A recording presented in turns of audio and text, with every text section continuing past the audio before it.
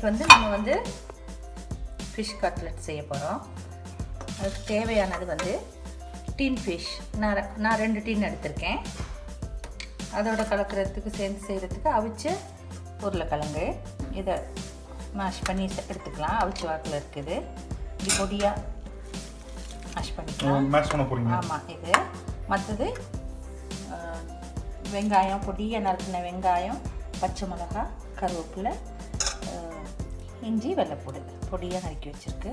Leagues இதெல்லாம் ஃபிஷ்ஷோடு நாங்கள் வந்து சேர்த்துக்கிறதுக்கு காரத்துக்கு தகுந்த மாதிரி இதை போட்டுக்கலாம். மற்றது பெட்டருக்கு வந்து எக்கும் மைதா மாவும் எடுத்துருக்கேன். கொஞ்சம் உப்பு, பிரெட் க்ரம்ஸ் இதுகளும் தேவை. வதக்க போகிறோம். கொஞ்சம் எண்ணெய் விட்டுக்கலாம். வாசத்துக்காக ஏலக்காய், ஒரு பட்டை, இஞ்சி, வெள்ளைப்பூடு, வெங்காயம்,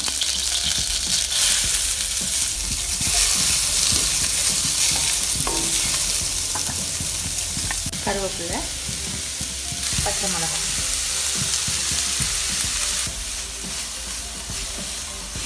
கொஞ்சம் உப்பு, கொஞ்சமாக அது வேகிறதுக்கு கொஞ்சமாக உப்பு. அந்த லீக்ஸையும் போட்டுக்கலாம். லீக்ஸ் போட்டுட்டு நல்லா அப்படியே நல்லா வதக்கிக்கிறேன். ரொம்ப ப்ரௌனாலாம் வரணும்னு இல்லை. ஏன்னா நம்ம வந்து திருப்பி இதை பொரிக்கத்தான் போகிறோம்.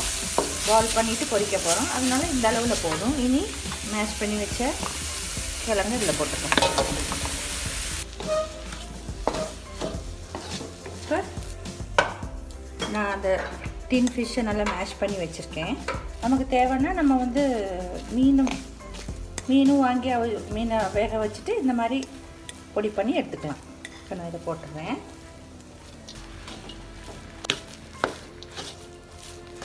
எல்லாம் கலந்து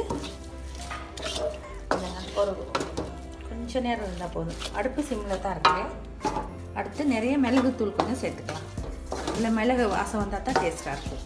நமக்கு காரம் கொஞ்சம் அதிகம் தேவைப்பட்டால் சில்லி ஃப்ளெக்ஸ் கொஞ்சம் சேர்த்துக்கலாம்.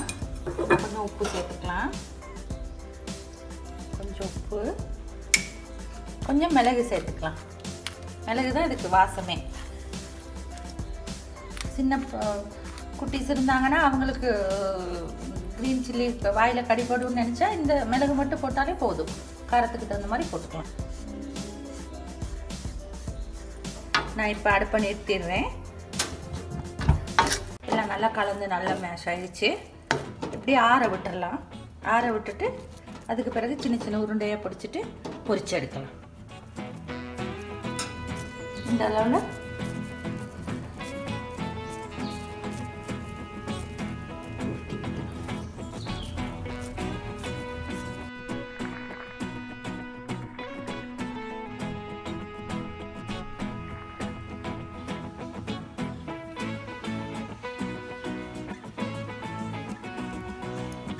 இப்போ நம்ம வந்து பேட்டர் ரெடி பண்ணிக்கலாம். 2 முட்டை போட்டுக்கலாம். கொஞ்சம் பீட் பண்ணிக்கலாம்.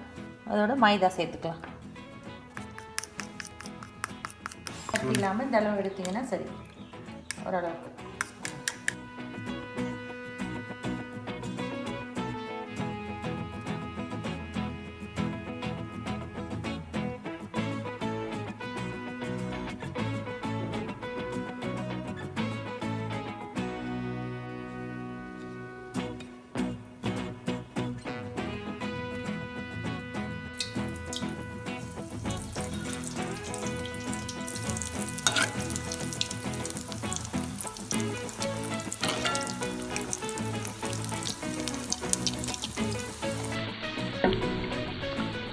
இப்போ இந்த கட்லெட்ஸை வந்து எண்ணெயில் நல்லா பொரிச்சு எடுத்துக்கலாம்.